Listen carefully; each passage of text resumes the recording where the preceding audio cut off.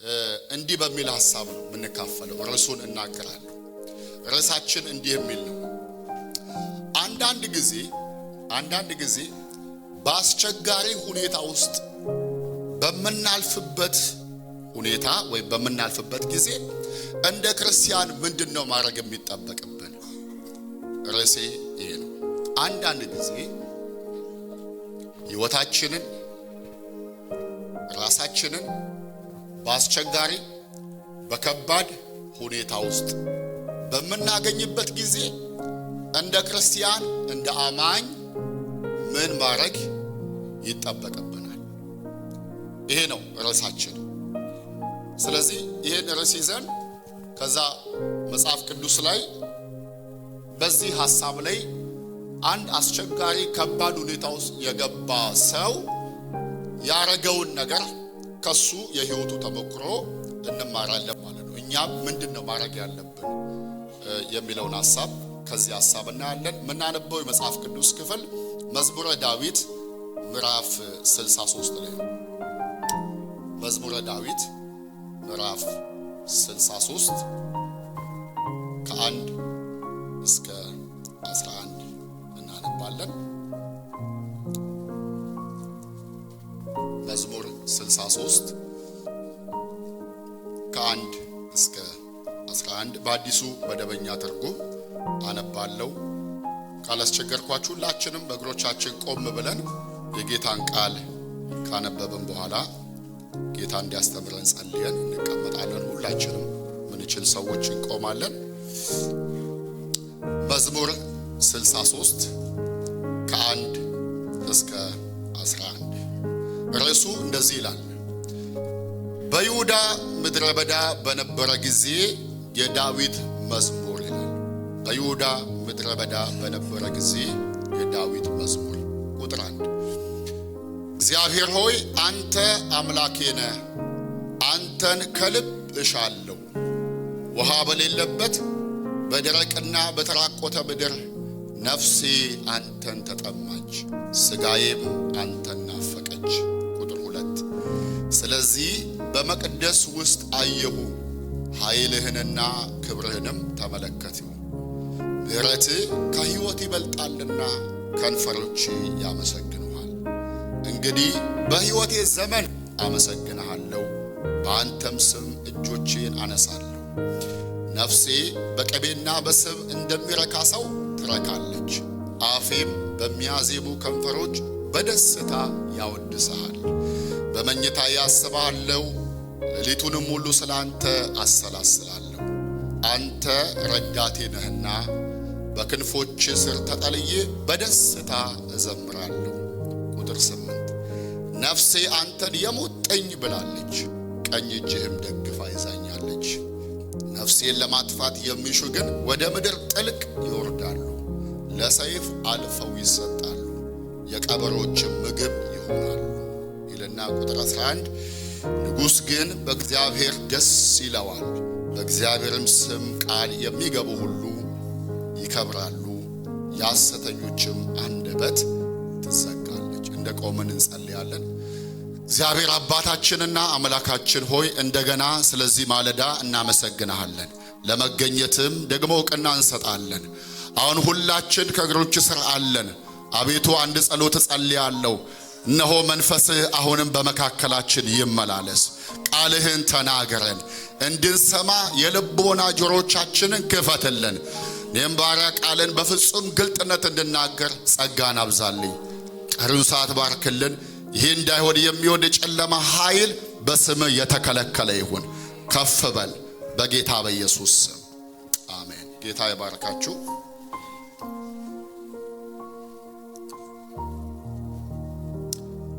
እዚህ ባነበብንበት ቦታ ላይ በተለይ ርዕሱ የመዝሙሩ ርዕስ በይሁዳ ምድረ በዳ በነበረ ጊዜ የዳዊት መዝሙር ይላል። በይሁዳ ምድረ በዳ በነበረ ጊዜ የዳዊት መዝሙር። ከዚህ የመጽሐፍ ቅዱስ ክፍል ቅድም እንዳልኩት ርዕሳችን በአስቸጋሪ በከባድ ከአቅማችንም ደግሞ በላይ በሆነ ሁኔታ ውስጥ ስናልፍ እና ስንገባ እንደ ክርስቲያን እንደ አማኝ ምንድነው ማድረግ የሚጠበቅብን የሚል ነው። ከኔና ከናንተ ምንድነው የሚጠበቀው? የእግዚአብሔር ድርሻ የእግዚአብሔር ኃላፊነት እንዳለ ሆኖ እንደ ክርስቲያን እንደ አማኝ ከኔና ከናንተ ምን ይጠበቃል? ወይም ከዳዊት ሕይወት ምን እንማራለን? የዚህ መዝሙር ጸሐፊ የሆነው ዳዊት በነበረበት በአስቸጋሪ ሁኔታ ምን አረገ? ከሱ የሕይወት ተሞክሮ ምንድነው የምንማረው የሚል ሐሳብ። ወደ ሐሳባችን ከመግባታችን በፊት ግን ቅድም እንዳልኩት የዚህ መዝሙር ጸሐፊ ዳዊት ነው። ከላይ ርዕሱ ላይ እንደተቀመጠ የዳዊት መዝሙር ይላል። ሁለተኛው ታዲያ ዳዊት በምን ሁኔታ ውስጥ የት ሆኖ ነው የጻፈው ስንል እዛው የትም ሳንሄድ ምድረ በዳ ላይ ሆኖ ዳዊት መቼ ነው የጻፈው? ወይም ደግሞ ንጉሥ ከነበረ በፊት ነው ወይስ በኋላ ነው ስንል ደግሞ የትም ሳንሄድ እዛው መዝሙር ውስጥ ሂንት ይሰጠናል ወይም ደግሞ ምልክት ይሰጠናል። ዳዊት ይህንን መዝሙር በሚጽፍበት ጊዜ ንጉሥ በነበረ ጊዜ በነገሰ ጊዜ ቁጥር 11 ላይ እንደምናነበው ንጉሥ ግን በእግዚአብሔር ምን ይለዋል አለ? ደስ ይለዋል አለ። ኦኬ፣ ስለዚህ ዳዊት ነው የጻፈው። የት ነው የጻፈው? ምድረ በዳ ነው። መቼ ነው የጻፈው? ከንግስናው በኋላ ነው፣ ወይም ደግሞ ንግስናው ላይ እያለ ነው የጻፈው። ግን ደግሞ እዚህ ጋር መጠየቅ ያለብን ማለት ንጉሥና ምድረ በዳ አንድ ላይ አይሄድም አይደል? ንጉሥ ከተባለ የት ነው መኖር ያለበት? ቤተ መንግስት ዙፋን ላይ በተመቸ ስፍራ በአማረ ቦታ ነበር መኖር የነበረበት። ይሄ ንጉሥ ግን የት ነው ያለው? ምድረ በዳ ላይ ነው ያለው። ለምን?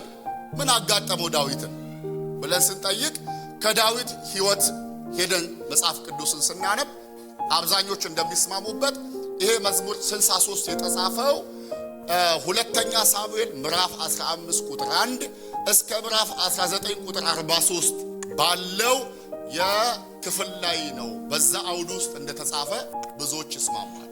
ስለዚህ ሁለተኛ ሳሙኤል ምዕራፍ 15 ቁጥር 1 እስከ ምዕራፍ 19 ቁጥር 43 ላይ ሄደን ስንመለከት ይሄ መዝሙር 63 የተጻፈበትን አውዱን እናገኛለን ማለት ነው።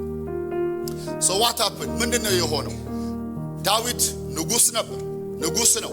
ራሱ ምድረ በዳ ለምን አገኘ? ወይም ደግሞ ዳዊት የነበረበትን ሁኔታ ምንድነው ከባድ ያደረገው? ምንድነው አስቸጋሪ ያደረገው? ምንድነው ፈታኝ ያደረገው? ምድረ በዳ ቢሆንም ግን ዳዊት በዛ ሁኔታ ውስጥ ሆኖ ከባድ ያደረገው፣ አስቸጋሪ ያደረገው፣ ፈታኝ ያደረገው ምክንያቶቹ ምንድን ናቸው? ሶስት ምክንያቶች አሉ።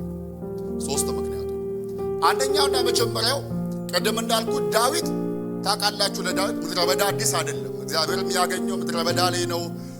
38 ዓመት ሙሉ ሳኦል ሲያሳደው ምድረ በዳ ላይ ከሸለቆ ከዋሻ ዋሻ የሄደ ሰው ነው።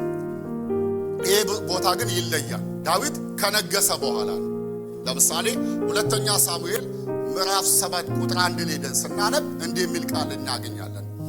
እግዚአብሔርም ዳዊትን ከጠላቶቹ ሁሉ ባሳረፈው ጊዜ ይላል። እስኪ አንድ ሰው አሜን በል። ዛሬ የምናገኘው ቃል ይሄ ነው። ካረፈ በኋላ ንጉሥ ከሆነ በኋላ ዙፋን ላይ ከተቀመጠ በኋላ የተፈጠረ ታሪክ ነው ማለት ነው። ስለዚህ ዳዊት የነበረበትን ሁኔታ ምንድነው ያከበደው? ቅድም እንዳልኳችሁ ሶስት ነገር። አንደኛውና የመጀመሪያው የዳዊትን ሁኔታ ያከበደው ማለት ከተመቸ እና ከዙፋኑ ከቤተ መንግስቱ ከሞቀበት ስፍራ ነው የወጣው። ወዴት? ወደ ምድረ በዳ። ምን ወደ ሌለበት? ውሃም ምግብም ወደ ሌለበት ነው የወጣው። የመጀመሪያው የዳዊትን ሁኔታ ከባድ ያደረገው፣ ፈታኝ ያደረገው፣ አስቸጋሪ ያደረገው ለምንድን ነው ሲባል የመጀመሪያው ምክንያት ዳዊት ከነበረበት ቅድም እንዳልኳችሁ ሁለተኛ ሳሙኤል ምዕራፍ 7 ቁጥር 1 ላይ ካረፈበት በቃ ጥልል ብሎ ዝልል ብሎ ከተቀመጠበት ሁኔታ ውስጥ ነው የወጣው። ከሞቀበት ከተመቸበት እንደ ንጉሥ ምን ትበላለህ፣ ምን ትጠጣለህ፣ ምን ትለብሳለህ ከተባለ ከሚባልበት ከተንቆጠቆጠ ከተመቸ ሁኔታ ውስጥ ነው ዳዊት የወጣው። ለዚህ የዳዊትን ሁኔታ መጀመሪያ የሚያከብደው ምንድነው ካላችሁ ከተመቸ ሁኔታ ውስጥ ነው የወጣው። ምን ትበላለህ፣ ምን ትጠጣለህ፣ ምን ትለብሳለህ ከሚባልበት ንጉሶ ሺህ ዓመት ንገስ ከሚባልበት ከተመቸ ሁኔታ ውስጥ ነው የወጣው። አንዳንድ ጊዜ ህይወት እንደዚህ ነው። ህይወት እንደዚህ ነው። አንዳንድ ጊዜ የሚመጡ ሁኔታዎች ከተመቸንበት ደስ ከሚልም ከተንቆጠቆጠ ካማረ ከሞቀ ነገሮቻችን ሊያወጡ ሁኔታዎች ይመጣሉ። በእኔና በእናንተ የተጀመረ አይደለም፣ የሚቀጥልም አይደለም። ዳዊት በዚህ ሁኔታ ውስጥ አልፏል። ዛሬ ምናልባት የዛሬ ህይወታችሁን ስትመለከቱ ትላንትና እኮ እንዲህ አልነበረ፣ ትላንትና እኮ የነበረኝ ህይወት፣ ትላንትና የነበረኝ አገልግሎት፣ ትላንትና የነበረኝ ልምምድ፣ ትላንትና የነበረኝ ሁኔታ አሁን ግን እንደዚህ ሁኔታ ውስጥ አለ የምትሉ ሰዎች መልእክቱ ለእናንተ ነው ዛሬ። ክብር ለጌታ ይሁን።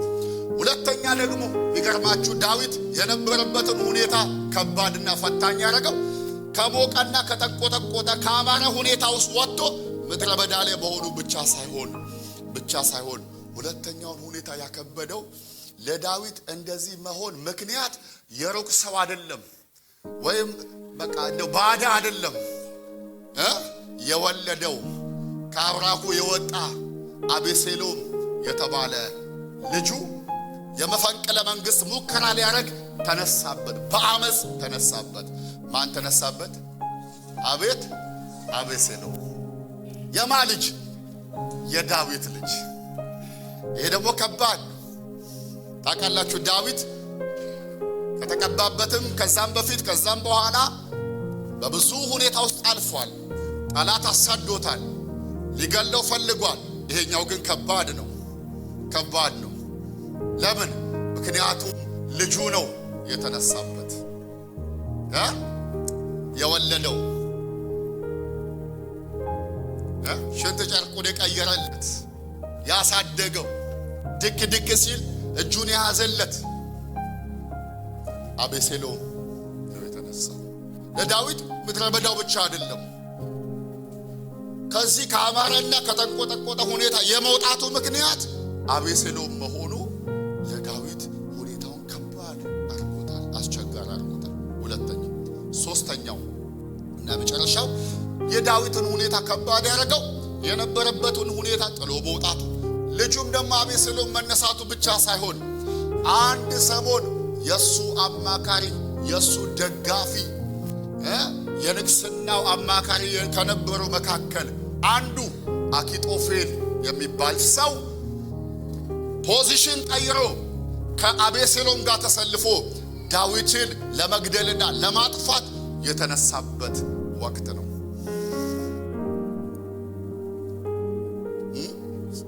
ዳዊት ስለ አቤሴሎም ስለ አኪጦፌል ሲናገር ከኔ ጋር እንጀራን የበላ ይላል። ኦኬ፣ በዚህ ዘመን ብንሄድ አብራችሁ ካፌ ሄዳችሁ የተገባበዛችሁት ማለት ነው። እኔ ልክፈል የተባባላችሁት ማለት ነው። ልጋብዝሽ የተባባላችሁት ማለት ነው። አለሁልህ ያላችሁ ማለት ነው። አለሁልህ ያላችሁ ሰው የእናንተን ውድቀት፣ የእናንተን ኪሳራ፣ የእናንተን መጥፋት ሲመኝ ብታውቁ ምን ይሰማችኋል? ዳዊት የተሰማው እንደሚሰማችሁ አውቃ። ቢኮዝ አኪጦፌል ቀላል ሰው አይደለም።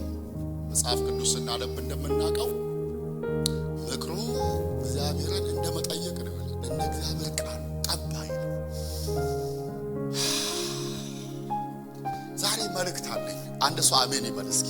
I have a message። መልእክት አለኝ። በቃ ምናልባት እንደ ዳዊት ቅድም እንዳልኩት ከትላንትና ከተመቸ ሁኔታችሁ ዛሬ ያልተመቸ ሁኔታዎች ውስጥ ያላችሁ ብትኖሩ ደግሞ በቃ አይከዳኝም፣ ኧረ እከሌማ ይሞትልኛል፣ ኧረ ይደግፈኛል፣ ኧረ እስከኔ ጋር እስከሞት ነው ያላችሁት ሰው ምናልባት ዛሬ ከጎናችሁ ለሌለ ሰው ካላችሁ ዛሬ መልእክት አለኝ። የዳዊት አምላክ የእናንተም አምላክ ነው። እስኪ አንድ ሰው አሜን ይበል እስኪ። ዝም ብላችሁ ካጠገባችሁ ልሶ የዳዊት አምላክ ያንተም አምላክ ነው በሉ። እንዲህ በሉ፣ ዳዊትን የረዳ በሉት፣ ያገዘ በሉት፣ ያግዘሃል በሉት፣ ይረዳሃል በሉት። ያ ነው መልእክት። ስለዚህ በአስቸጋሪ ሁኔታ ውስጥ ሲገባ ዳዊት ግን ምን አረገ? ያንን ቶሎ እናገር። ከዛ እኛ ምን እናደርግ? የመጀመሪያው ዳዊት ምን አረገ ሲባል ከሚፈልጋቸው ነገሮች በላይ የሚያስፈልገውን የአምላኩን ህልውና ፈለገ። አንድ ሰው አሜን ይበል። የመጀመሪያው ዳዊት ምን አረገ? በዛ አስቸጋሪ ሁኔታ ውስጥ ሲገባ ስትሉ ከሚያስፈልገው ነገር በላይ ወይም ከሚፈልጋቸው ነገሮች በላይ የሚያስፈልገውን የአምላኩን ህልውና መገኘቱን ፈለገ። አንድ ሰው አሜን ይበል። ኦኬ ቁጥር 1 ይሄ ነው የሚለው። እንዲህ ይላል ቁጥር 1 እግዚአብሔር ሆይ አለ አንተ አምላኬ ነህ፣ አንተን ከልብ እሻለሁ። ውሃ በሌለበት በደረቅና በተራቆተ ምድር ነፍሴ አንተን ተጠማች፣ ስጋዬም አንተን ናፈቀች። ኧረ አንድ ሰው አሜን ይበል። እዚህ ቦታ ላይ ሰምታችሁ ከሆነ 3 ቃሎች አሉ በጣም የሚገርሙ። ከልብ እሻለሁ፣ አንተን ተጠማች፣ አንተን ናፈቀች። ሃሌሉያ። ዛሬ በአስቸጋሪ ሁኔታ ውስጥ ያላችሁ ሰዎች የመጀመሪያው መልእክቴ እንደዚህ ነው። ኦኬ በገባንበት ሁኔታ ከሚያስፈልገን ነገር በላይ የሚያስፈልገንን የጌታን ህልውና መፈለግ ይሆንልን። ካጠገባችሁ ያለው ሰው ባርኩት። በአስቸጋሪ ሁኔታ ውስጥ ስትገባ በሉት ማረግ ያለብህ በሉት ከምትፈልገው ነገር በላይ በሉልኝ የሚያስፈልግህን የሱን ህልውና አብዝተህ ፈልግ በሉት። ዳዊት ይሄንን ያለው አንተን ተጠማች፣ ከልብ እሻሃለሁ፣ አንተን እናፍቅሃለሁ።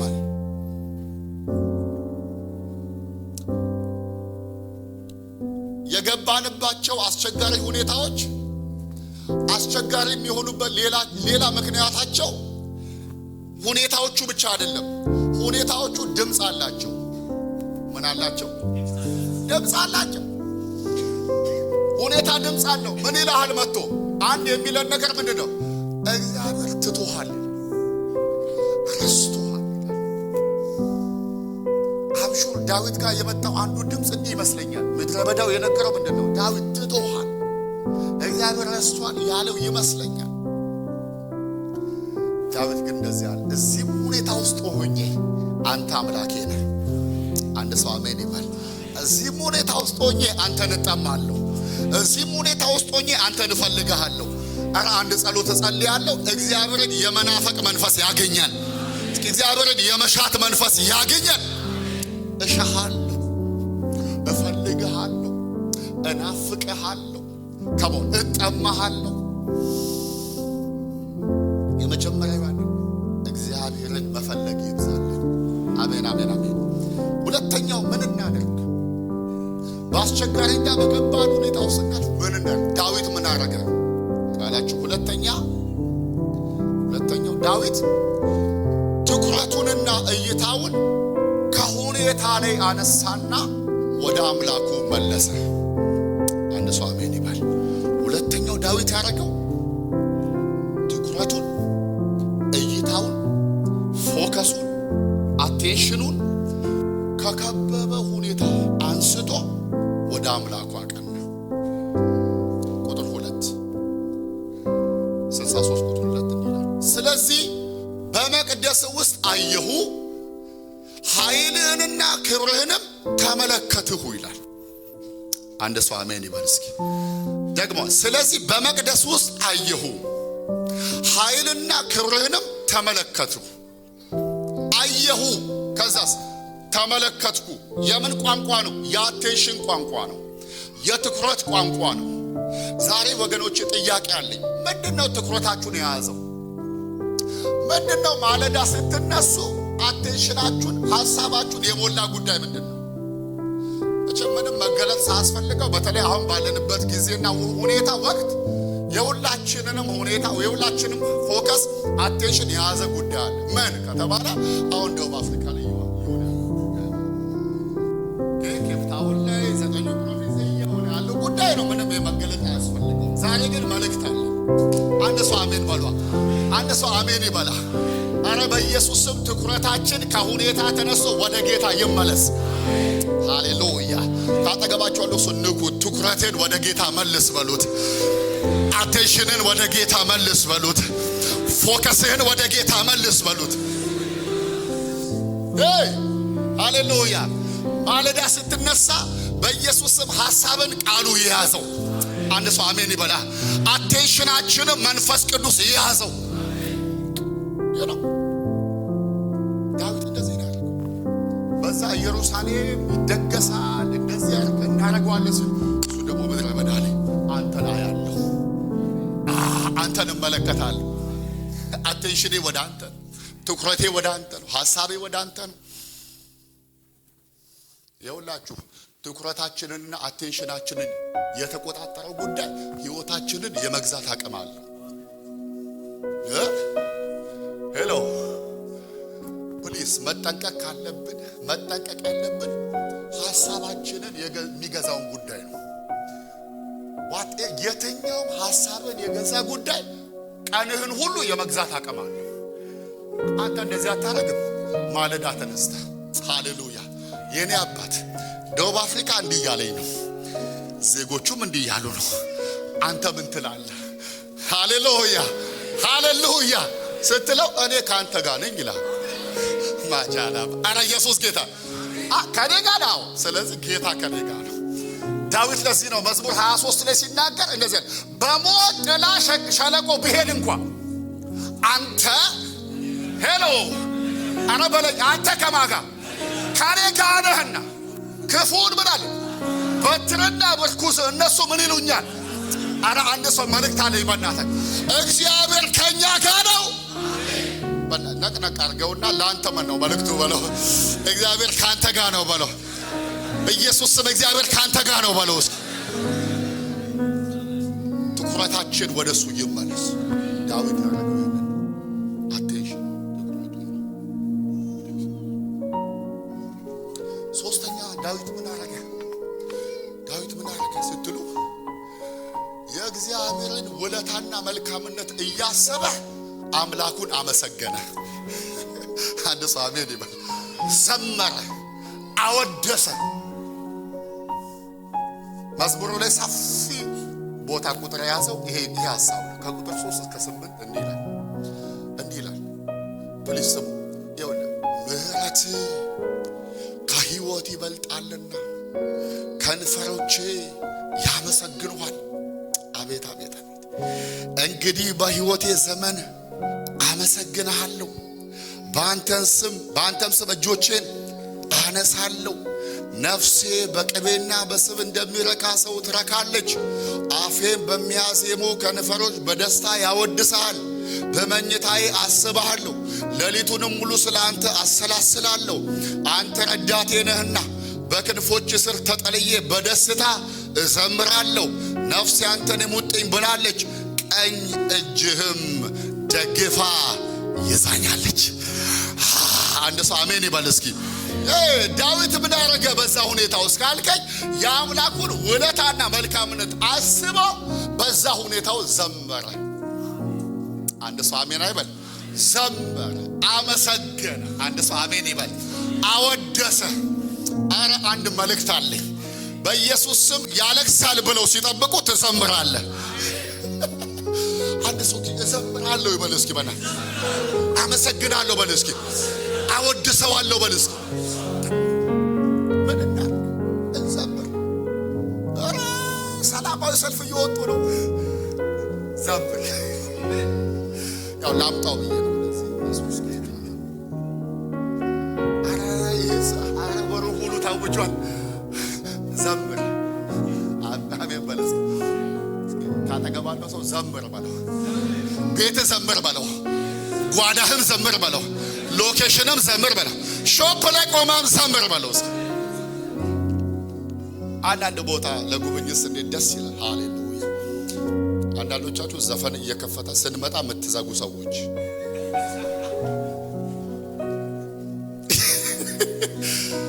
ጉብኝት አለ ሲባል መዝሙር የምትቀይሩ ሰዎች ተመለሱ።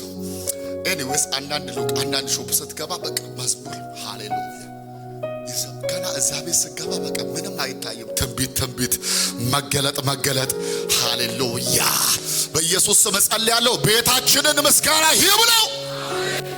ሎኬሽናችን፣ ሾፓችን፣ መኪናችን ውስጥ ሃሌሉያ፣ መኪና ውስጥ በዚህ ጋር የዘፈን ሲዲ፣ በዚህ ጋር መዝሙር የምታስቀምጡ ተመለሱ። ሃሌሉያ። አንድ ሰው አሉ አንድ አገልጋይ የሆነ ልጅ መኪና ተቀብሎ ሲነዳ ስለኛ እየነዳ ያለ ያው ታውቃላችሁ ስትከፍቱት ወዲያው ቴፑ ነው የሚጫወተው። ከዛ ምን ቢጫወቱ የፍሬም ታምሩ ኑሮ ተወደደ እንደዚህ ሆነ ምናምን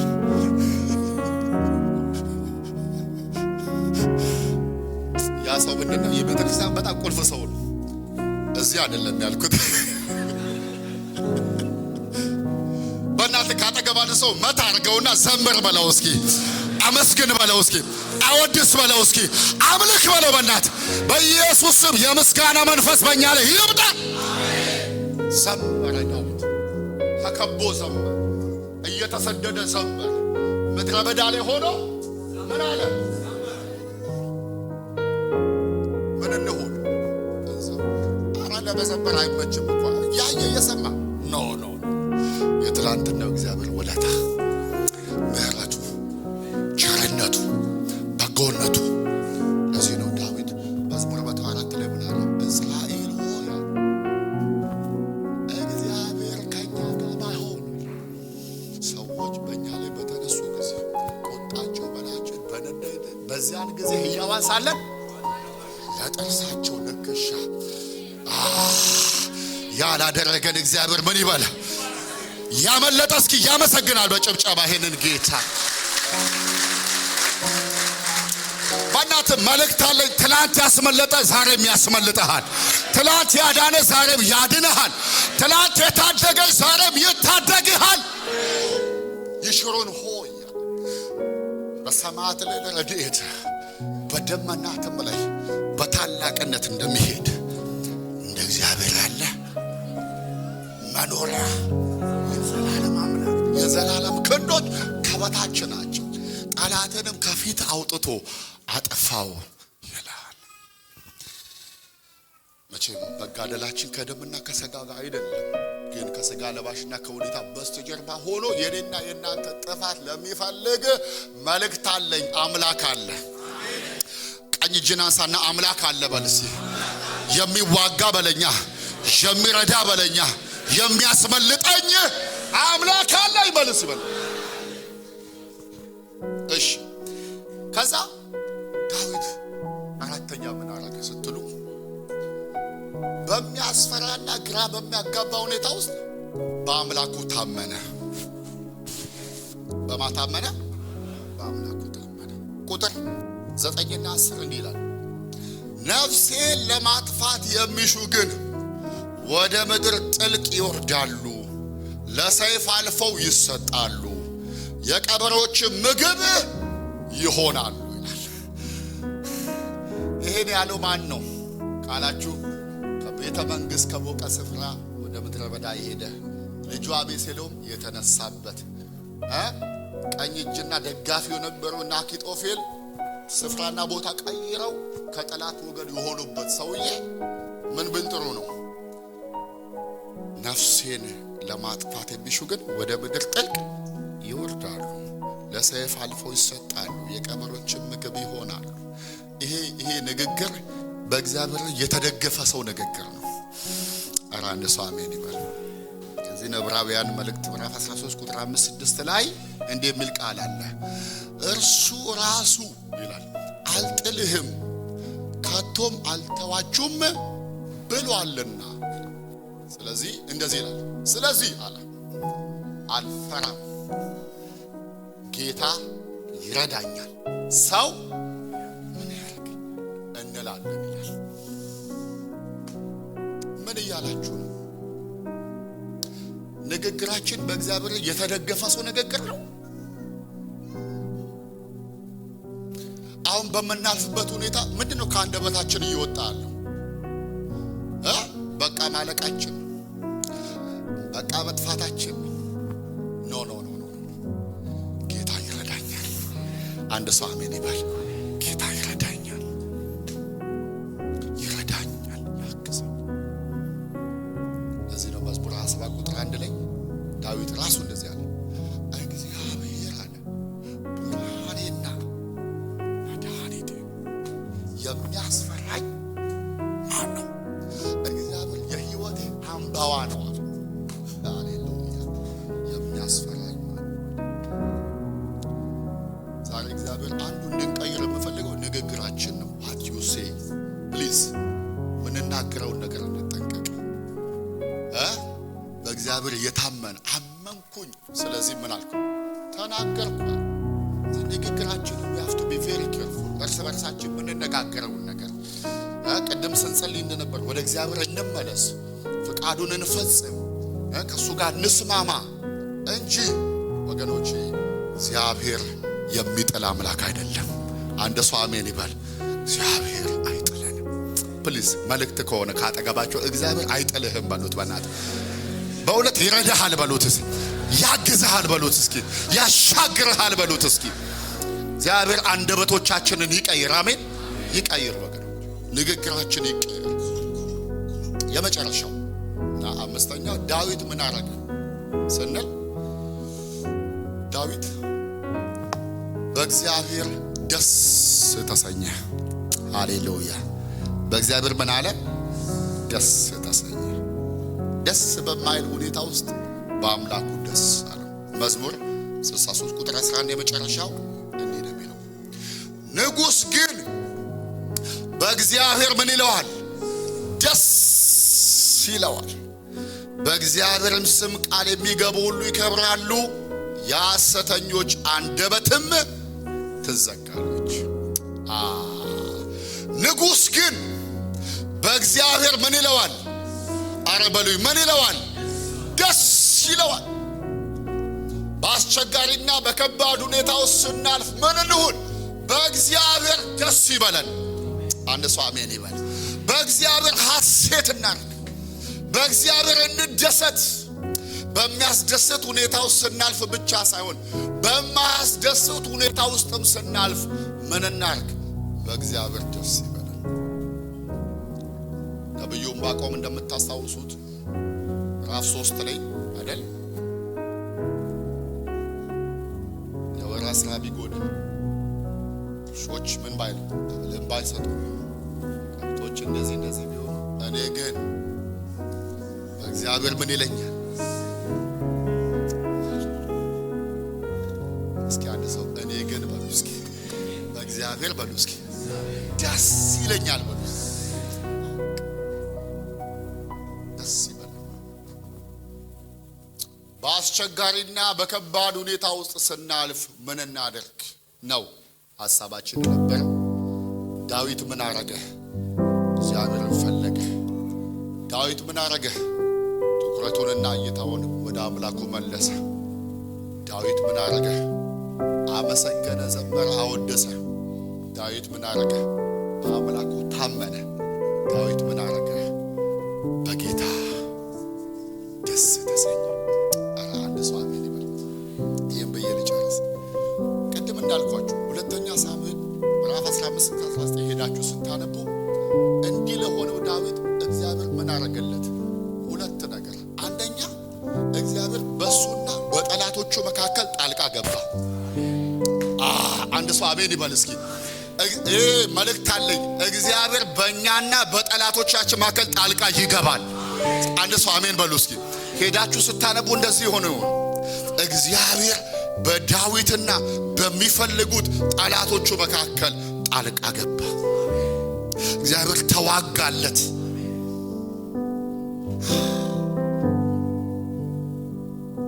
ለኔና ለናንተም ጣልቃ የሚገባ አምላክ አለ። ሌላስ መጨረሻው እግዚአብሔር ለዳዊት ምን አረገ? ጣልቃ መግባት ብቻ አይደለም፣ ከነበረበት አስቸጋሪ ሁኔታ ውስጥ አወጣው። ሄዳችሁ ስታነቡ ዳዊት ከምድረ በዳ ተመለሰ ይላል። አንድ ሰው አሜን ይበል። ወዴት ተመለሰ? ወደ ቤተ መንግሥት ተመለሰ። ወዴት ተመለሰ? ወደዛ ወደ ቀደመው ወደ ረፍት ሕይወት ተመለሰ። እግዚአብሔር ካለንበት ሁኔታ የሚያወጣ አምላክ ነው። አንድ ሰው አሜን ይበል እስኪ። ቀኝ እጃችሁን ከፍ አድርጉና አንሳና እግዚአብሔር በሉ እስኪ ጣልቃ ይገባልኛል፣ በኔና በሚፈልጉኝ መካከል ጣልቃ ይገባል፣ ያድነኛል፣ ይታደገኛል፣ ያስመልጠኛል። ደግሞ በሉ እስኪ እግዚአብሔር በሉ እስኪ ከገባሁበት ከአስቸጋሪ ሁኔታ ከአቅሜ በላይ ከሆነ ሁኔታ ለአንዴና ለመጨረሻ ጊዜ ያወጣኛል። በሉ እስኪ ሃሌሉያ። እንቆምና እንጸልያለን። ኢየሱስ ጌታ ነው። ሃሌሉያ። መንፈስ ቅዱስ እናመሰግናለን። አባት ሆይ እናመሰግናለን። እስኪ ለሁለት ለሶስት ደቂቃ እንጸልያለን በጌታ ፊት። ካላስቸገርኳችሁ እጅ ለእጅ እንያያዝና ካጠገባችሁ ላለ ሰው እስኪ ጸልዩለት። ለሁለት ደቂቃ እግዚአብሔር ሆይ ለወንድሜ ጣልቃ ግባ እያላችሁ ጣልቃ ግባ፣ በሱና በሚፈልጉት ጠላት መካከል ጣልቃ ግባ፣ ታደገው፣ አድነው እያላችሁ ጸልዩ። እስኪ ጣልቃ ግባለት። በቢዝነሱ ጣልቃ ግባ፣ በአገልግሎቱ ጣልቃ ግባ፣ በህይወቱ ጣልቃ ግባ፣ በነገሩ ጣልቃ ግባ። ሃሌሉያ ሃሌሉያ። ማሎሶ ፓራቫጄሌ ቤሌቤሲያ ባባ ዣላቫዲ ጋቦራ ዳላባስ ለበርዲቫሳ ካፖራ ጀነሜሬዴሌቦሲያ ዣባባላ ባባቦስ ኤሌቬቲ ካቦራጂና ማራዳላባስ ኦራ ባባ ሻካራባላ ዳባላ ዳባሲያ አላ ባባ ሼክሬቤሌቦስ ብራዳላ ባባ ሺካራባላ ዳባስ ባራባላ ዳባስ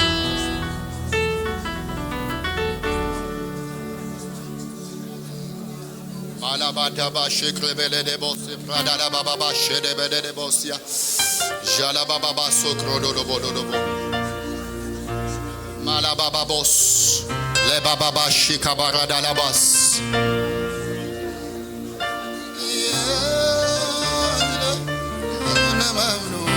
shababa baba malavati garaba soporojolo borada labasia Lebrado socorobo genebetre de leventa la badigabos ma baba shedebede de bossa baba baba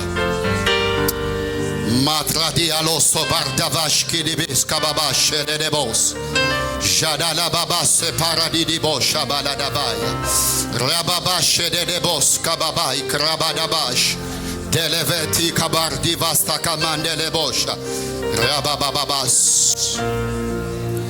ተረጋግቷል ልቤ ተረጋግቷል ተረጋግቷል ልቤ ተረጋግቷል በአምላኩ ታምኖ እፎይ አለ ካንተ ድምፅ ውጪ አልሰማለ ኢየሱስን ይዞ ቃሉን ተመርኩዞ በትከሻው መሃል ተንተርሶ ኢየሱስን ይዞ ቃሉን ተመርኩዞ በትከሻው መሃል ተንተርሶ ተረጋግቷል ልቤ ተረጋግቷል ተረጋግቷል ልቤ ተረጋግቷል በአምላኩ ታምኖ እፎይ አለ ካንተ ድምፅ ውጪ አልሰማለ ኢየሱስን ይዞ ቃሉን ተመርኩዞ በትከሻው መሃል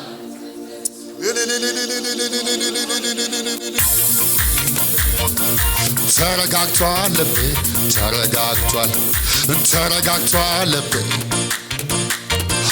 በአምላኩ ታምኖ እፎይ አለ ካንተ ድምፅ ውጪ ማንን ይዞ ኢየሱስን ይዞ ቃሉን ተመርኩዞ በትከሻው መሃል ኢየሱስን ይዞ ኢየሱስን ይዞ ቃሉን ተመርኩዞ በትከሻ እጆች ከፍ ይበሉና ተረጋግቷል ልቤ ተረጋግቷል ተረጋግቷል ልቤ ተረጋግቷል በአምላኩ ታምኖ እፎያለ ካንተ ድምፅ ውጪ አልሰማ ኢየሱስን ይዞ ቃሉን ተመርኮዞ በትከሻው መሃል ማንን ይዞ ኢየሱስን ይዞ ቃሉን ተመርኮዞ በትከሻው መሃል ልቤ የማይፈራ ሁኔታን አይቶ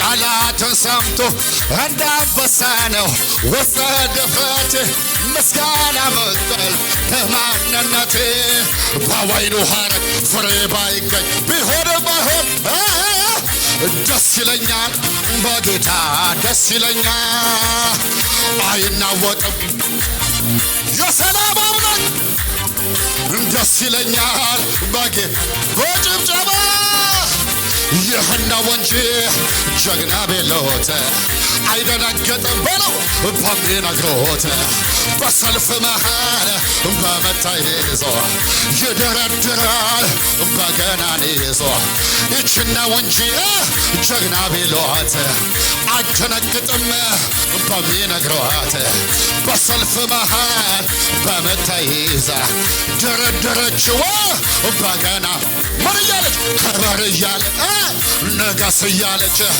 ከበር እያለ ነገስ እያለች ከበር እያለ ነገስ እያለ ከበር እያለ ነገስ ጠላት ሁኔታ ሲጠብቀኝ ይናፍቀዋል እንባ ከዓይኖቼ ምስጋና በከንፈሮቼ በወይኑ ሐረግ ፍሬ ባይገኝ ቢሆንም ባይሆን አስደንቀኝ ደስ ይለኛል በጌታ ደስ ይለኛል አይናወጥም ከቶ እምነቴ የሰላም አምላክ ገብቷል ከቤቴ ደስ ይለኛል በጌታ ይህነው እንጂ ጀግና ቤት አይደነግጥም በለው በሚነግሮት በሰልፍ መሃል በመታይ ይዞ ይደረድራ በገናን ይዞ ከበር እያለ ነገስ እያለ ከበር እያለ ነገስ እያለ ከበር እያለ ነገስ እያለ ከበር እያለ ነገስ የእምነት አባቶቼ እንዲነገሩኝ ሁልጊዜ በጌታ ተደሰታሉኝ ወይኔ ቢከቷቸው የማይመች ቦታ መዘመር ጀመሩ ውስጣቸው ነው ደስታ ቢሆንም ባይሆን እልል በሉ ጭብጨባስ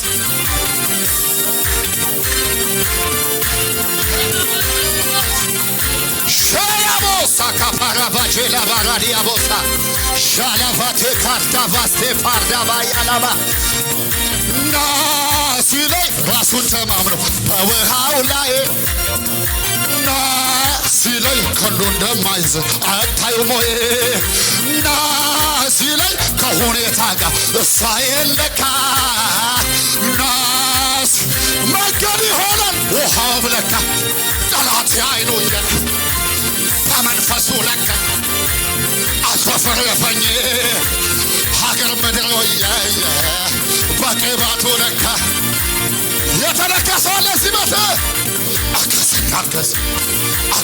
አገዘኝ ኢየሱስ አገዘኝ ጌታዬ ያገዘኝ ናሲለኝ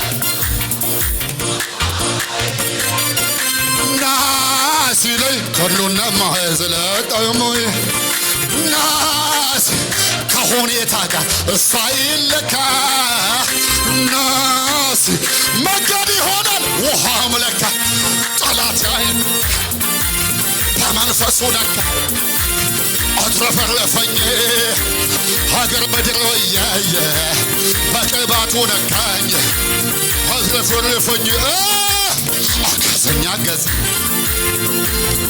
አታጨበጭብም ክብር አለኝ ክብር አለኝ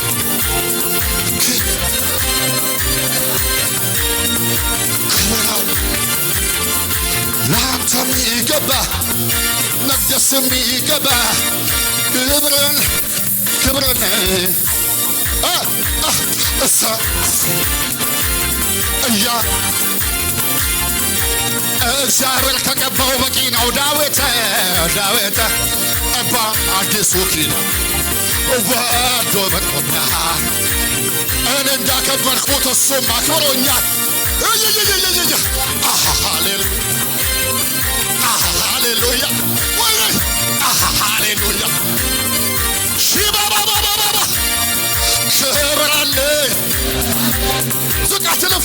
ክብር አለ። ይሸበሸባል። ክብር አለ።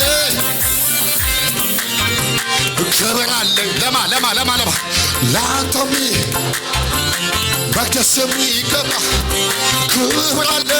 ክብር ሰው ፊትን ያያል ያልቆማትን እግዚአብሔር ከጠራው በቂ ነው። ዳዊት በአዲሱ ኪዳን ወዶ መርጦኛል።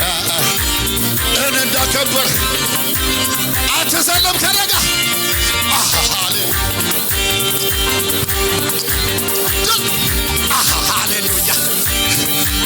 ሃሌሉያ ሞልቶ ለማይሞላ ለዚህ ዓለም ጉዳይ ግዝን አላጠፋ ጎዶሎ ይንሳዬ ሸለቆ ይንሳዬ የበረከት መንገዱ ገብቶኛል። ሁኔታው እያለ ወጀቡ እያለ ንፋሱ እያለ አዋጁ እያለ አምልከኝ ብሎኛል። ልቤ መንጌ ኢየሱስ እንዲህ አባቴ እንዲህ ካንተ ጋር ነኝ እዋጋለሁኝ፣ አድንሃለሁ፣ አሻግርሃለሁ፣ እረዳሃለሁ ይለኛል። እባክህ